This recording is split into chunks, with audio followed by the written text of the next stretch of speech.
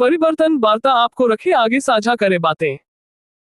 ब्रह्मर्षि समाज को एकजुट करने का महत्वपूर्ण काम करते हुए सामाजिक सांस्कृतिक कार्यक्रम का आयोजन किया। ब्रह्मर्षि रक्षक प्रेरी विगत 4 वर्षों से अपने समाज को एकजुट करने का महत्वपूर्ण कार्य कर रहा है। आज परिवर्तन वार्ता बताएंगे समाज को एकजुट करने का प्रयास। सामाजिक, सांस्कृतिक एवं विचारों का आदान प्रदान कार्यक्रम आयोजित कर ये संगठन समाज की विविधता को एक सूत्र में पिरोने का प्रयास कर रहा है।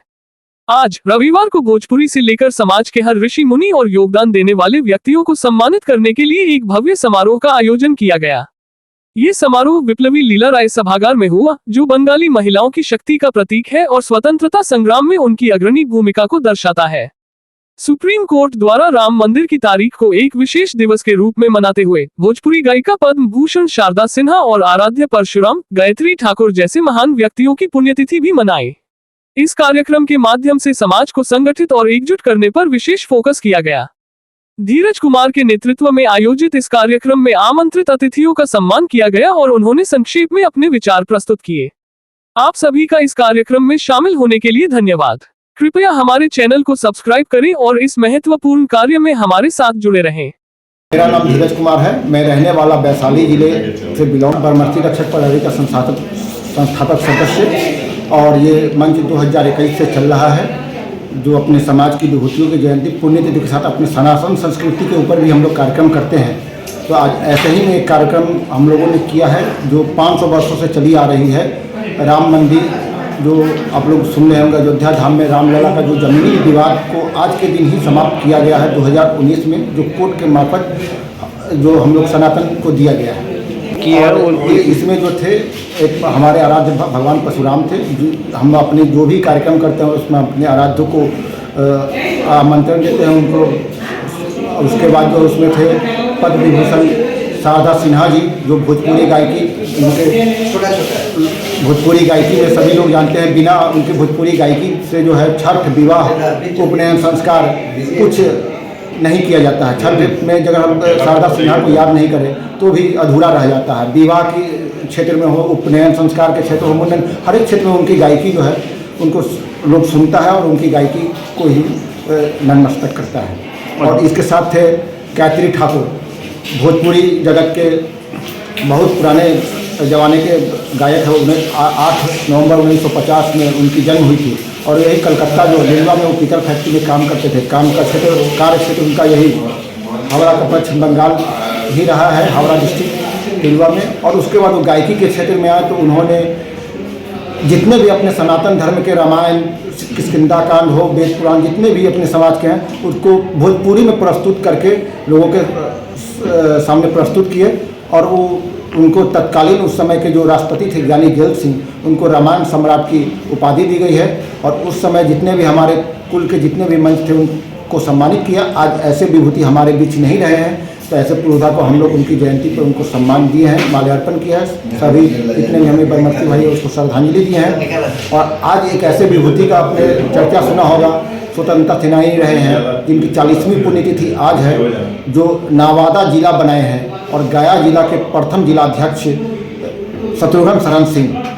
और उनको अंग्रेजों ने इतने मारा, परब की सिल्ली पर सुता के मारा कि कोई दूसरा शत्रुघ्न पैदा न ले। उनकी प्रजनन क्षमता को कम करने की कोशिश की कि दूसरा कोई शत्रुघ्न न ले, लेकिन उन्होंने अंग्रेजों से लड़ा और जो है नवादा जिला की स्थापना की। उसके बाद वो विधायक। देश को मैं यही संदेश दूंगा अपने सनातन को कि हमारी जो हम लोग जो है राम मंदिर को जो मंदिर जो बना 22 जनवरी को लोग याद करते हैं, लेकिन हमारी जो जीत वो आज का दिन है, जिसको आज अपने सनातन संस्कृति अपना देश भूल चुका है। कहीं देश में कोई कार्यक्रम नहीं है, लेकिन आज भव्य रूप से आज कार्यक्रम होना चाहिए था।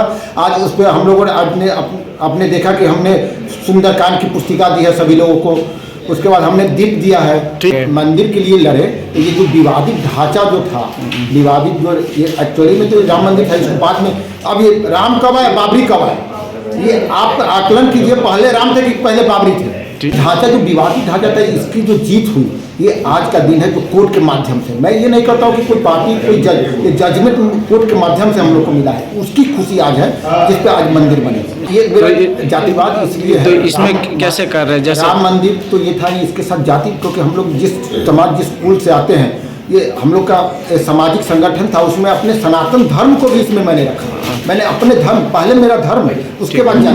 मैंने अपने धर्म को भी रखा, जात के साथ मैं अपने धर्म को क्या आपके नहीं, ब्रह्मर्षि समाज जो है वो भगवान परशुराम को आराध्य हम लोग इसलिए मानते हैं कि उस इतने ऋषि को जानते होंगे, मालूम ये नहीं हम नहीं है, जानते तो हैं। फिर बाद में आप इनके लिए कोई कार्यक्रम करेंगे जिससे कि आज ऐसा जो है बहुत ऐसे विभूति आने वाले थे, इलेक्शन के कारण नहीं आ पाए हैं बिहार में चुनाव। क्या? इसके लिए इससे बड़ा मेरा कार्यक्रम पिछले साल जो है आसनसोल में हुआ, बहुत बड़े मेरा प्रत्येक महीना कार्यक्रम होता है। अभी मेरा कार्यक्रम जो है अगले साल फिर दिसंबर में मेरा कार्यक्रम होगा। प्रत्येक महीना हम करते हैं और विभिन्न पश्चिम बंगाल के विभिन्न जगहों पे मैं करता हूँ। और पश्चिम बंगाल के लिए हम अपने समाज को जागृत कर रहे हैं और यहाँ एक परिवार के रूप में स्थापित कर रहे हैं। जो विभिन्न जिलों से हम लोग आए हैं, हम अपने समाज को संगठित कर रहे हैं, अपने परिवार के रूप में स्थापित कर रहे हैं। ठीक है, धन्यवाद। चलो।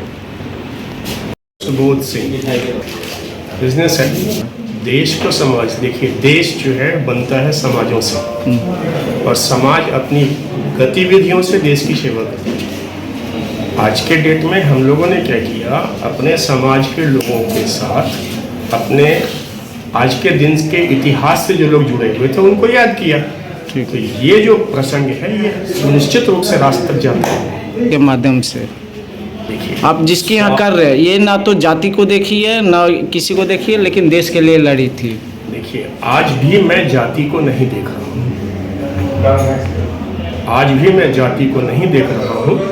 हमारा जो पॉलिटिकल जॉन्डिस्ड आई व्यू है ये हमें उस तरफ ले जाए, समझने की कोशिश करें आप।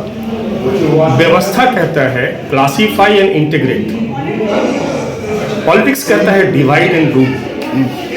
जैसे हम शरीर में अगर हम क्लासीफाई करते हैं तो ये मेरा सर हो जाता है, ये मेरा छाती हो जाता है, लेकिन हम बकरे की दुकान पे जब खड़े होते हैं तो कहते हैं माथा को तो पूरे गोला को। तो ये दोनों में फ़र्क है, एक पॉलिटिक्स है, दूसरा मैनेजमेंट है। लिहाजा हमें पॉलिटिकल एंगल से न देखा जाए, क्योंकि हम पॉलिटिकल को ऐसे ही जयराम जी करते हैं। ठीक है, अपने को मनोविस्तृत कर लो, हंसो और सुख पाओ, अपने सुख को विस्तृत कर लो, जग को सुखी बनाओ।